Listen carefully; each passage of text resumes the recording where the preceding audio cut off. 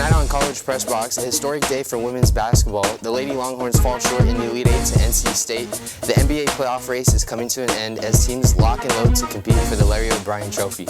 All of this coming up on College Press Box. Good evening from us here to you at Texas Student Television. My name is Perla Paredes and he's Aram, Vela. We're hosting this week's episode of College Press Box. We got a great show for you this evening, so let's just jump right in. Now, I am delighted to be joined by our women's basketball analyst, Robert Gonsoulin. Thank you for joining us, Robert. It's always a pleasure to be on Press Box, and it's always an even greater pleasure to be talking about women's college basketball today. A great season so far. So let's just get right to it. So 1-seed Texas women's basketball fell to 3-seed NC State yesterday. Can you tell us what exactly went wrong for the Longhorns in their return to the Elite Eight? Yeah, so I definitely have to point to the way they played the Wolfpack on man defense. The Longhorns opened the game with that strategy, and things quickly didn't go well for them. NC State was too comfortable in the first half and had a lot of open shots to take. Once they settled in, they took more three-pointers and mid-range shots in the second quarter. Isaiah James was 5 of 7 from beyond the arc in the first half, which from the side of the court that had a greater distance from the three-point line, there's no excuses for Texas there. UT began playing NC State in a zone defense in the third quarter, which allowed the Longhorns to make stops and go on a few small runs, but you can only prevent teams from scoring on runs for so long. So whenever Texas would cut the deficit to about 8 or 9 points, NC State would go on to always find a player open in the zone where they would knock down a three. Once they were able to hit these open shots, it began looking like Texas was never going to be able to fully come back. It was NC State's ability to dominate Texas's man defense that forced Texas to play zone, which then in turn allowed the Wolfpack to shoot more open shots. Yes. So, indeed, NC State shot very well yesterday. So, with that being said, who stood out to you the most in this game, and why were they able to dictate this outcome? Well, in my opinion, without a doubt, I have to answer with our previously mentioned Isaiah James. The junior guard scored 27 points and had a lights-out three-point performance. We already talked about her first half stats, so I'm not going to get into that, but she only made 2 more threes in the second half, but they came at a very crucial point of the game. Once when Texas was only trailing by 6, and another time when they were only down by 7. Both of these field goals allowed NC State to maintain a comfortable edge over Texas and stop them from gaining all of the momentum. James also led her team in rebounding throughout the game, 5 of them being on defense. Overall, James was aggressive whenever she touched the basketball at all times of the game, often getting possession back for her team and not hesitating to shoot whenever she got an open look. If there's one person in this tournament right now who needs to be talked about more, it's Isaiah James. And I think yesterday's performance definitely proves why. Yes. All right, so switching gears now. If you're Texas, how do you respond to last night's loss, and what do you think they can do, where they can go from here? Well, Perla, okay, so there's a bright side to this. This team is very young, and there's going to be a lot of returners next year. The Longhorns are only expected to lose 2 seniors, Shaylee Gonzalez and Khadijah Fye. Gonzalez, however, is one of the sharpest three-point shooters on this year's team. Losing her will definitely be a loss for Texas, but I think that in order for Texas to bounce back and have another legitimate shot at a title next season, they need to monitor Rory Harmon's recovery. She's their best player, as an ACL tear brought the star player down early in the season. Many fans have kind of wondered, how would have this season shaken out if Harmon was never injured? Her absence did allow for freshman Madison Booker to emerge as a new star, though. Make sure these 2 players stay healthy, and you're in good hands. Taylor Jones also, she has another year of eligibility, so the post should be fine. I think where Texas really needs to reload is the three-point line. Having Shaylee Gonzalez on your team is a very powerful asset, one that will be hard to replace. As women's college basketball is getting more national popularity, with those 2 things being said, also you add in that transfer portal becoming something more prominent, I think you need to go after a big-name shooter with practically limitless range. It's hard to imagine that a star player in college basketball wouldn't want to play for head coach Vic Schaefer.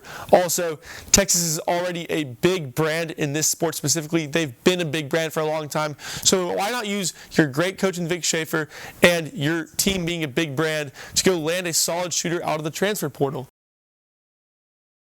Oh, thank you, Robert, for that analysis. When we return, Ronan Benford will join us for his analysis for an NBA preview.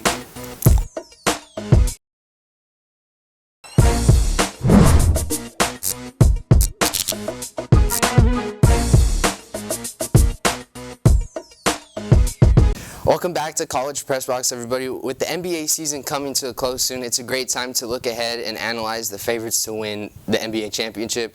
Ronan Benford is here to tell us who's most likely to win the West and the East, and let's just take it away, Ronan. Thank you very much for having me, Aram. The NBA regular season is coming to an end, and at this point, we know who the genuine contenders are for the championship. So let's begin with the Eastern Conference, which has been dominated by one team this season, the Boston Celtics. They have the best record in the league at 58-16 and are projected to win at 65 games. The second best team in the East is the Milwaukee Bucks, who trail the Celtics by 11 games. The ninth best team in the West trailed the 1 seed by 10.5 games. This means the difference in record between the Celtics and the second best team in the East is greater than the difference between the West's first and ninth seed. To put this in a historical context, take a look at their net rating, which measures a team's point differential per 100 possessions, or the average number of possessions in an NBA game.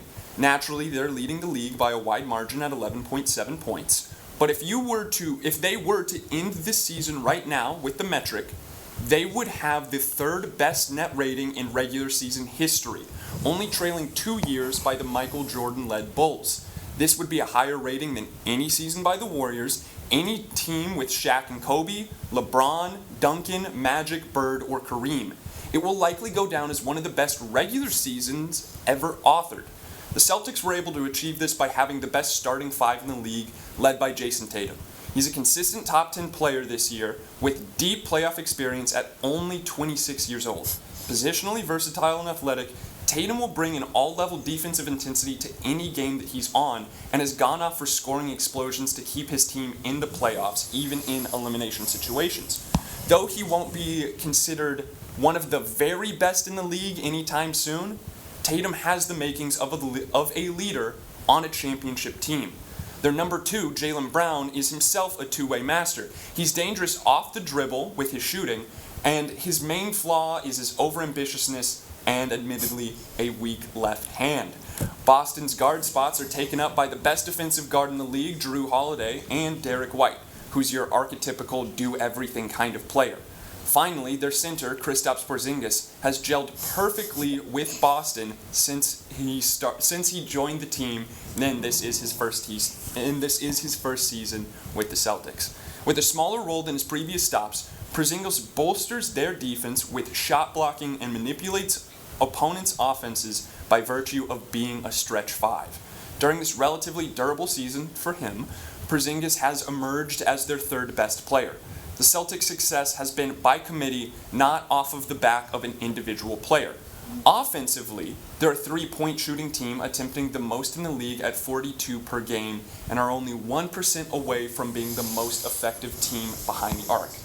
Defensively, they're defined by versatility and are highly switchable, with each player being able to hold their own 1 through 5. This team has authored one of the best regular seasons to date, but that isn't to say there aren't any concerns with them in the playoffs, most notably the coaching.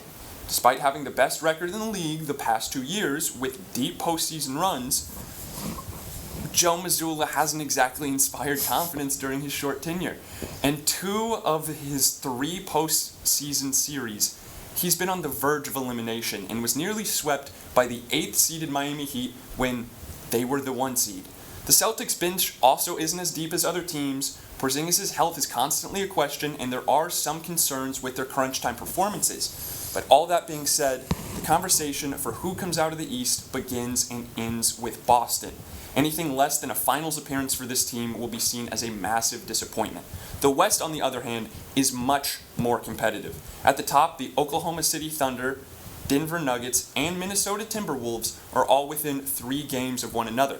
Currently ranked first is the Thunder, an almost college-age team that should consider this season a success regardless of how the playoffs turn out. Last year, the Thunder finished 10th, just barely making the play-in. Now they're title contenders with a young core who's way ahead of schedule. OKC currently has a record of 52-22 and is the second best net rating in the league. They're led by Shai Gilgeous-Alexander, who's predicted to be top 3 in MVP because of his scoring efficiency. His variety of options in the mid-range give the best defenders in the league fits. He's also expanded his passing game to dime up his teammates, be they the always reliable Jalen Williams or the rookie standout Chet Holmgren. Holmgren and SGA have held down the Thunder defensively, resulting in OKC leading the league in blocks and steals per game. Given how young they are, there are concerns about their playoff inexperience. The aforementioned Jason Tatum has played more minutes, or actually, he played more minutes in the playoffs in his rookie season than the Oklahoma City starting five has their entire career. How they adjust when the best teams are scrutinizing them with dedicated scouting reports is yet to be seen. Regardless of how far they make it in the playoffs, though, the future is bright for this squad. Now, ranked second are the favorites to win the title, the reigning, defending Denver Nuggets. The champs are looking to defend their title behind the brilliance of the best player in the world, Nikola Jokic, and his two-main game with Jamal Murray. Jokic, the frontrunner for MVP, is in his prime and making a case for the best offensive big man in history. Though only coming in third for assists per game, he's widely considered the best passer in the league and is complemented by Murray, who is a good passer in his own right. The two can hit almost anyone in the court, seemingly wherever they are, be it the wily vet KCP, the ever-explosive Aaron Gordon in a dunker spot, or the sharpshooter Michael Porter Jr. at the three. Both Gordon and Jokic and Murray, honestly this entire team, are highly efficient scorers in their own right, leading to a plethora of options for the Nuggets. This is why the Nuggets are considered the most clutch team in the NBA.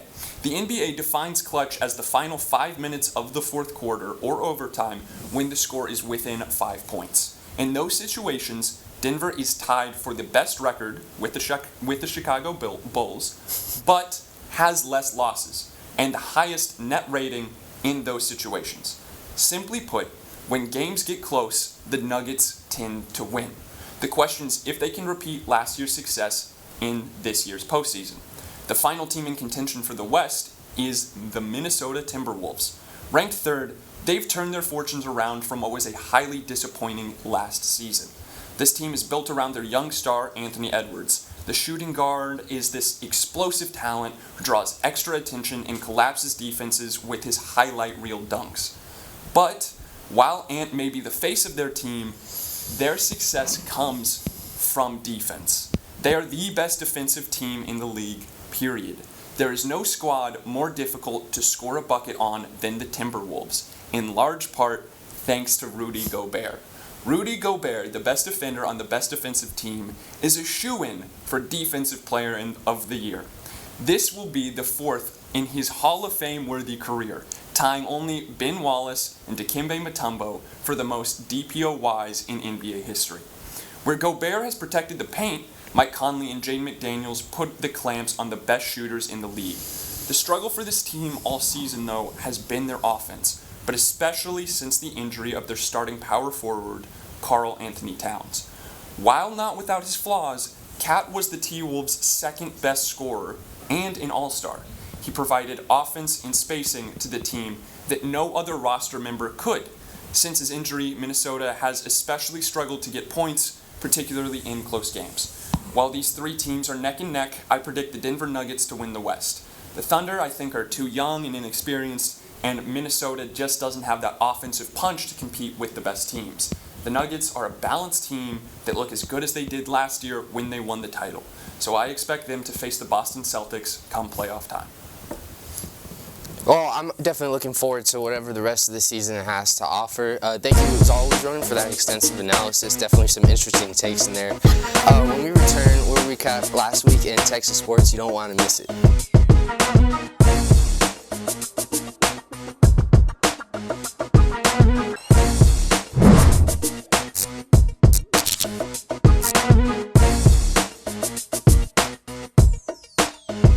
Welcome back to College Press Box. Now let's take a quick look back at this past week in Longhorn sports. Trey Johnson, the number 6 recruit in the 2024 recruiting class, also a Texas commit for next year to play for Rodney Terry's squad, is going to play in the McDonald's All-American game on Tuesday, April 2nd. Texas baseball secured significant 6-3 victory over number 23 Kansas State, clinching the series at Tointon Family Stadium. Max Grubbs delivered another stellar pitching performance, lasting 6 innings and conceding just 1 earned run. Jalen Flores and Max Vela contributed to the early lead with Kimball Schroesler 2-run double in the 3rd inning. Texas capitalized on walks in the 4th to add 2 more runs, despite a late rally from Kansas State, including 2 runs in the 8th inning. Texas responded with Jared Thomas and Peyton Powell hitting back-to-back solo home runs in the 9th to extend the lead. Andre Duplier II closed the game with a crucial strikeout in the 9th inning. Texas now is home to face Abilene Christian before a weekend series over BYU. In the final game between Texas and Oklahoma State, a decisive moment occurred in the 1st inning. A sequence of 8 pitches led to Texas' downfall as Oklahoma State capitalized with Caroline Wang's 3-run homer. Despite a strong effort from Texas pitcher Zek, the Longhorns couldn't bounce back. Oklahoma State's pitcher Lexi Kifoyle dominated, limiting Texas' offense to just 1 runner reaching the second base. With the 3-0 victory, the Cowgirls handed Texas its first conference series loss of the 2024 season. Tuesday the 2nd, baseball will go against Abilene Christian at 6:30 p.m. and you can watch that in Longhorn Network. On Thursday, April 4th through Saturday, April 6th, there's going to be Texas baseball versus BYU all weekend. On Friday, April 5th and through Saturday, April 7th, softball will go against Oklahoma and beach volleyball against in the TCU Invitational. That'll do it for this week's episode of College Press Box. If you like what you saw, be sure to subscribe on YouTube and follow us on socials. Also, be sure to check out College Crossfire on Wednesday nights at 9 p.m. and the 1-0 Sports Show on Friday mornings at 10 a.m. Shout out to everyone who helped with this week's show, including our executive producer, Jason Conander. On behalf of TSTV Sports, I'm Aram Vela. She's Perla Paredes. Thank you for joining us and have a great night.